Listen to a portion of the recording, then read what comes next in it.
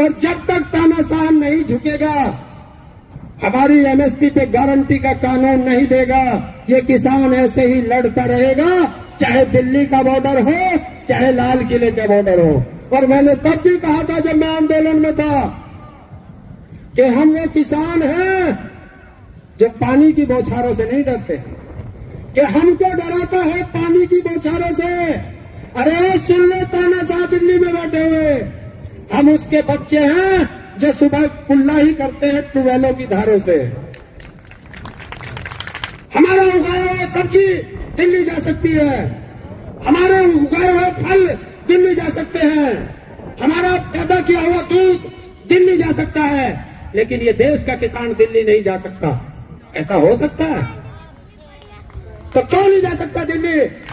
अभी मैं देख रहा था कुछ दलाल मीडिया पे कुछ एंकर ऐसे खड़े थे, शाम को करते हैं डिबेट और किसान को करते हैं बदनाम। एक कह रहा था सच्ची ये है कि या तो ना तो मैं डरता, मेरी तो एक ही बेबाक बात रहती है कि क्रांतिकारियों का एक पैर रेल में और दूसरा पैर जेल में। और मैं अपनी भारतीय किसान यूनियन टिकैत के माध्यम से मैं जब से जुड़ा हूं, जब ये यूनियन बनी थी, हमारे कुछ लोग हैं कि वो पदों के नाम पर लड़ते हैं कि मुझे पद नहीं दिया और उसको दे दिया।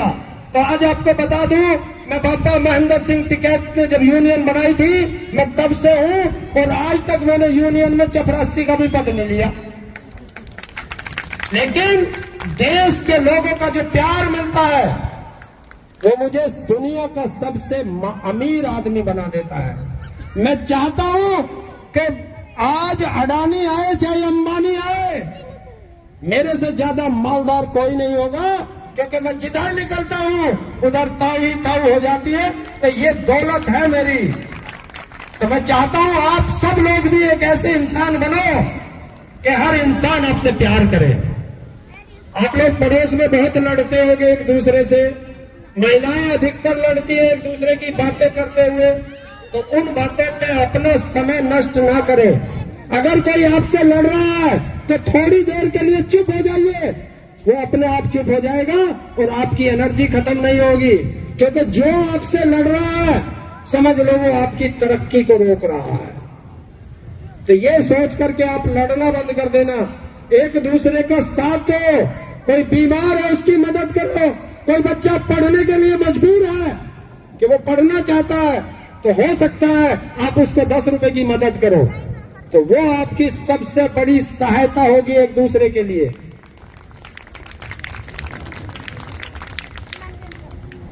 मैं किसी को दान दूं, तुम्हारे यहाँ भिखारी बहुत आते होंगे, किसी को मत दो, चाहे कोई रसीद काटने आया चाहे कुछ करना आया, किसी को देने की जरूरत नहीं।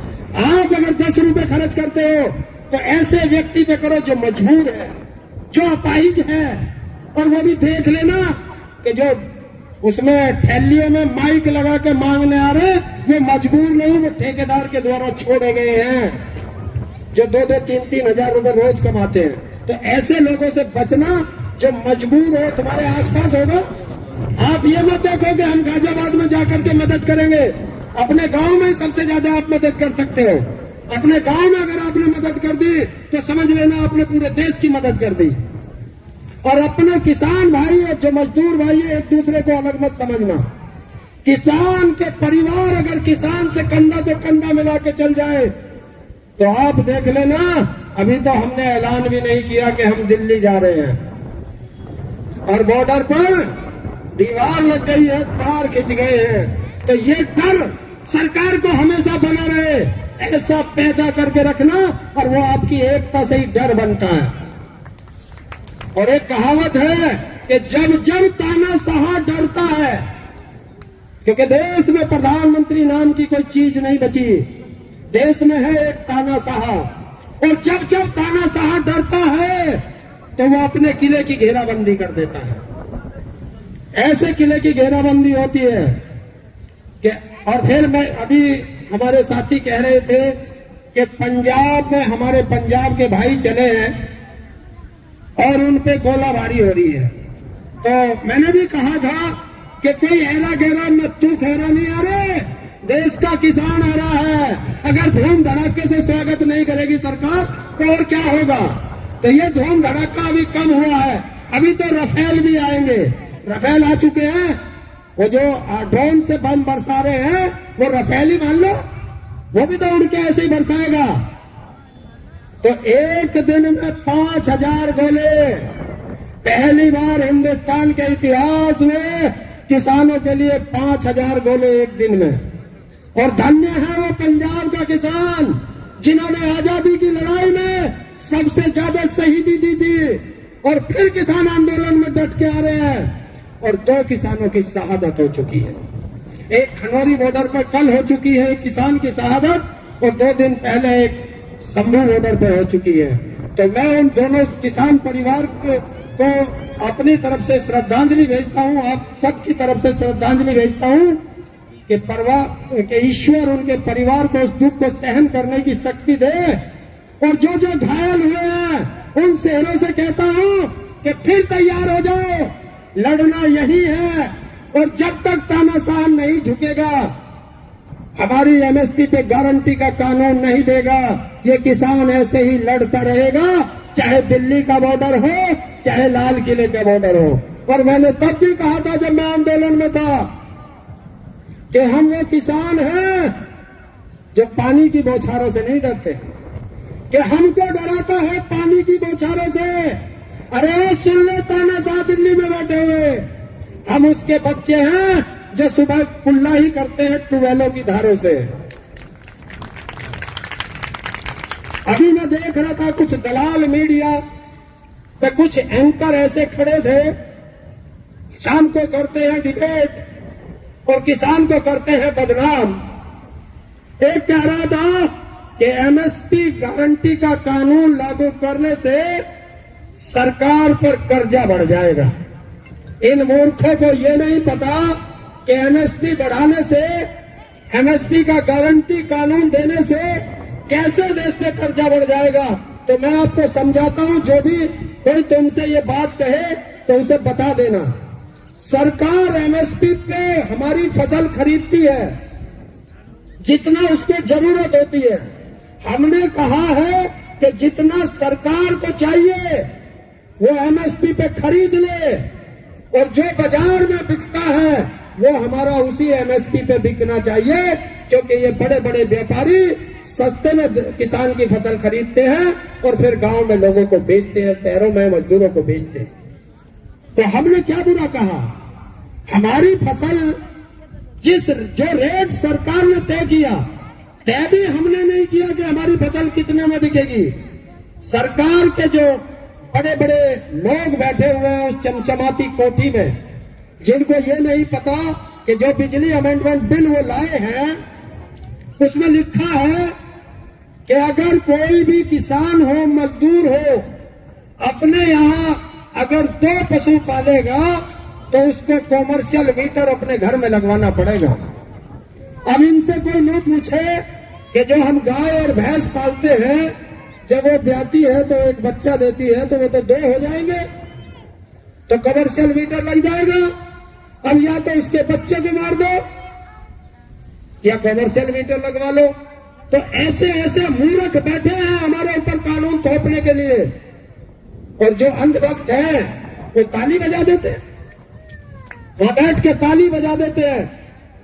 और मैं आपसे एक चीज कहना चाहता हूं, हमारे किसान लड़ रहे हैं, कुछ भाई इधर उधर चले जाते हैं, सरकार हमारी यूनियनों को तोड़ तोड़ के अपनी सरकारी यूनियन भी बना रही है। तो हमें देखना यह है कि हमारी लड़ाई लड़ कौन सकता है। अगर हमारा पेड़ बड़ा होगा तो वो छांव भी उतनी ही ज्यादा देगा। तो ये जो टहनियां टूटती हैं, अब उत्तर प्रदेश में कितनी यूनियन बना बना के बैठ गए कि मैं भी राष्ट्रीय अध्यक्ष हो गया और मैं भी राष्ट्रीय अध्यक्ष हो गया। आज बॉर्डर की माई को कोई सा नहीं चल रहा।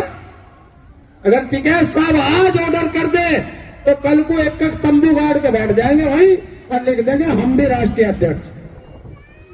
तो इससे क्या फायदा उनका राष्ट्रीय अध्यक्ष बनने का। अगर हिम्मत है, अरे राष्ट्रीय अध्यक्ष तो हम भी बन जाते कभी के। 5,000 रुपए लगा, जाकर रजिस्ट्रेशन करा लो। हमें अपना फायदा देखना है या जनता का फायदा देखना है, किसान का फायदा देखना है? तो किसान के फायदे के लिए सबको एक होना पड़ेगा। हमें किसी राजनीतिक पार्टी पे कोई भरोसा नहीं है। सब राजनीतिक पार्टियां एक जैसी होती हैं। शाम को सारे एक साथ बैठ के दारू पीते हैं, सारे मीट खाते हैं। अगर मैंने खोलना शुरू कर दिया तो एक आध ही संसद में बचेगा, एक दो ही, जितने 543 बैठे हैं, एक दो ही बचेगा जो शराब ना पीता और मीट ना खाता हो। लेकिन वो उनका शौक है। हमारे अधिकारों पे हमसे कहेंगे कि हम किसान के साथ हैं, और जब हमारी लड़ाई का टाइम आता है तो फिर वो पता नहीं कहां गुम हो जाते हैं। हम जब से आजादी हुई है तब से लड़ते आ रहे हैं, और हम कहां लड़ रहे हैं? बस हमारी एमएसपी दे दो, हमारे अधिकार दे दो। आज मैं आपको एक अच्छी बात बताता हूं। इस देश के अंदर 10 साल में 25 लाख करोड़ रुपया उद्योगपतियों का माफ हो चुका है। 25 लाख करोड़ रुपए ये नरेंद्र मोदी माफ कर चुका है। लेकिन आज तक तुमने किसी को, उद्योगपति को जंतर मंतर पर भी बैठे देखा है क्या? प्रधानमंत्री से गुहार लगा दे हमारी कर्जा माफ कर दो। और देश का किसान हो या मजदूर हो, हर आदमी गुहार लगाता है, जा जा करके पंचायतें करता है, आंदोलन करता है और अपनी शहीदी देता है।